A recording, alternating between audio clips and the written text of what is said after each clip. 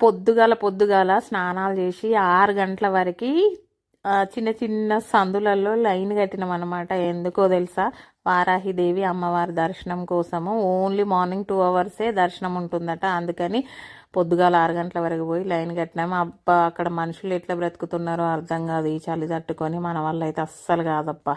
కాశీని పగలంతా శివుడు చూసుకుంటే నైట్ అంతా వారాహిదేవి అమ్మవారు కాపలా కాస్తుందట. కాశీ మొత్తం తిరుగుతుందట రాత్రంతా. సో అమ్మవారిని గ్రామదేవతగా పిలుస్తారన్నమాట, కాశీ ఒక గ్రామదేవతగా. సో అందుకని అమ్మవారి దర్శనము ఓన్లీ మార్నింగ్ టైమింగ్స్లో 7:30 to 9:30 వరకు మాత్రమే, 2 గంటలు మాత్రమే దర్శనం చేసుకోగలము అనమాట ఎవరమైనా సరే. ఆ దర్శనం కూడా ఎట్లా అంటే, గ్రౌండ్ ఫ్లోర్లో అమ్మవారు ఉంటారు.